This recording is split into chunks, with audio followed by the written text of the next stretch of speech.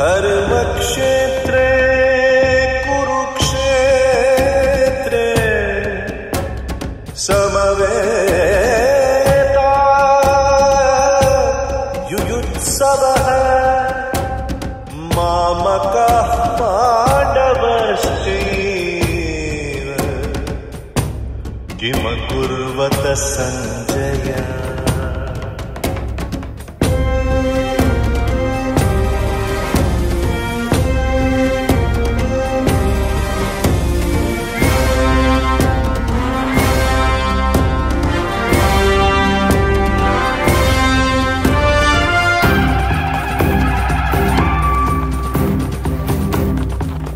Welcome back to Gita Today. We call it today because it's always current. It's always here and now. Today we are going to talk about the difference between Jihad and Dharm Yudh. I want to say that Jihad has a different meaning for different people, and non-Muslims don't get Jihad the same way or don't think of it the same way as any Muslim will think, and to be honest, probably don't have the insight or the real meaning about it. However, I'll make an attempt to address that to a point, how it compares with Dharm Yudh. And the first thing first, Jihad, the meaning expands for some people saying that it's an internal struggle, there's nothing to do with outer struggle, to a declaration of a war. The important points that I want to bring about is it's a very strong brand. The brand has developed for at least 1500 years that it was used first. And how this brand is used or misused depends upon who is using it.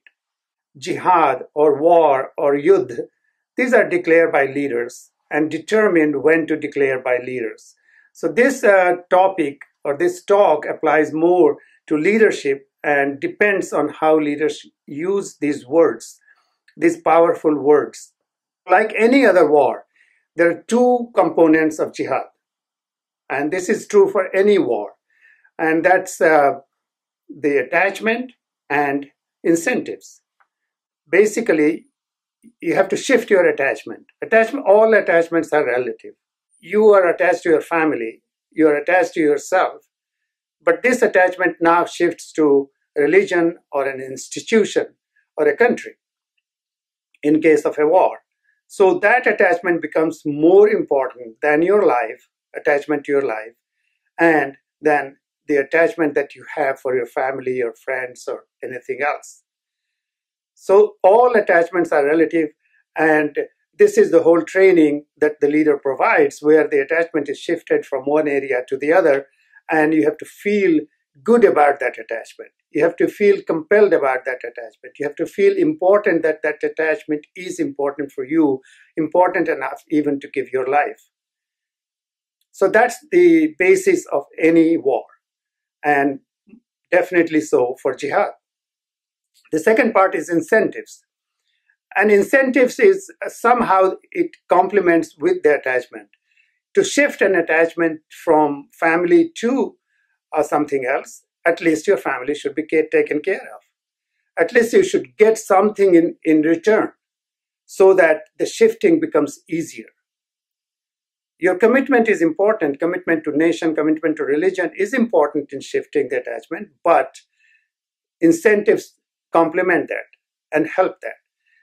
And so that's an incentive, and all incentives are relative as well. Someone may do that for a small amount of money, and someone may want more amount of money, and someone may want no money. The other thing about incentive is that, is there an incentive after death? And that sometimes plays in the role as well. There is something now and something beyond. So these are the basis of jihad. These are the basis of any war. The important thing to know about jihad is that it's a very powerful brand. I'll leave that there and come to Dharm Yudh. Dharm Yudh, on the contrary, is not really a word that is used or that's a brand. Nobody declares a Dharm Yudh. Krishna never talks about Dharm Yudh. He talks about Dharm, he talks about Yudh, but the two combined as a brand, as a word, has never existed. There is a movie, Bollywood movie, Dharm Yudh, but that's about it. But just because Dharm Yudh is not a parallel brand to Jihad, I do not want to discredit the question. The spirit of the question still remains. Because Krishna also talks about Yudh. Krishna also talks about war. And Krishna is part of Mahabharata. So what is the difference? Why is Krishna different than the word jihad? There are two areas where Krishna differs completely. So the first one is he does away with attachment. Arjun comes to the battlefield to fight. Then he sees that who he is going to kill are all his known people, related, friends, gurus, and other people. So now his attachment to his family, friends, and gurus overtakes his emotions. And now he feels detached to the war. So he is detaching himself from the war because of shift of attachment to his friends, relatives, and gurus. And this is an important component. And that's why I said all attachments are relative. And here is a distinct, clear picture. Arjun was attached to the war. He came to fight. He was willing to sacrifice himself if needed. And now he doesn't want to fight. He's kind of detached from the war. He's attached to his friends, relatives, and that kind of emotion. Krishna had two choices. He could have created, again, an attachment to the war by quoting all the bad things Kauravas had done. And this may or may not have worked. But that's a standard approach. He might have brainwashed him again on the side of the war. But Krishna takes a different approach. He talks about non-attachment. Non-attachment is not detachment. Non-attachment is not lack of attachment or becoming insensitive to attachment. Non-attachment is the reality of our existence. We are born without any attachment. The moment we are born, we start telling the baby, this is your father, this is your mother, this is your nana, this is your baba, this is your granddad, this is your grandmother. The attachment is a man-made phenomenon. And when we die, again, we go non-attached. So non-attachment is in the beginning, non-attachment is at the end. In the middle, we stay attached. Krishna is saying that you have to fight the war without any attachment. He doesn't like these emotional swings that Arjun has. Krishna's non-attachment, how does it create the focus on war? Because you will feel that if you are not attached to the war, if you are not attached to what you're doing, how will you have the dedication? How will you focus on it? And that's an important question, because in attachment, if you shift your attachment to your religion or to your nation or to your village, now you have an attachment, you can put all your energy to that fight. But if you're non-attached, how will you put that focus? But Krishna knows that, and Krishna says that to Arjun, that once you are non-attached, you are non-attached not only to the war, but non-attached to yourself. So you're no more afraid. One of the things in war is fear. You are going to sacrifice, but still you have fear. You are killing others, but still you have fear. In non-attachment, that fear component is completely gone. All your energy now goes in the war. Now you have no other attachments, nothing to pull you back. In attachment, you are still slightly attached to your family. You are still slightly attached to yourself. In non-attachment, that component is completely gone. But there is another component that comes, and that's intrinsic force.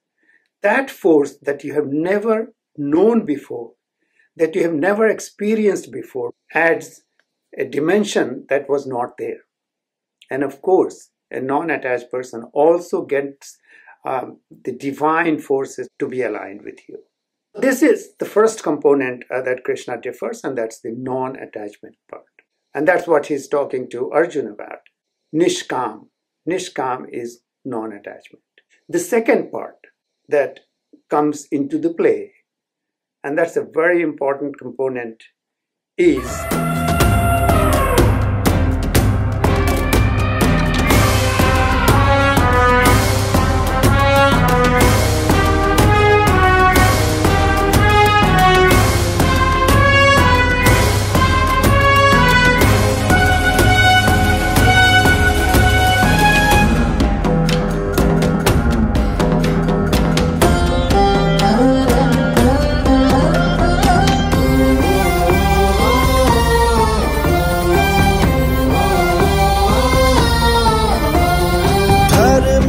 रक्षा हेतु अवतरित भीष्म द्रोण के बीच खड़े हैं। भीष्म द्रोण के बीच खड़े हैं। प्रेम से भर के नाचने वाले अश्व लगाम को खींच पड़े हैं। अश्व लगाम को खींच पड़े हैं। धर्म की रक्षा हेतु अवतरित भीष्म द्रोण के बीच खड़े हैं। प्रेम से भर के नाचने वाले अश्व लगाम को खींच पड़े हैं। सर पे मुकुट, हाथ में चाबुक, रथ के चक्र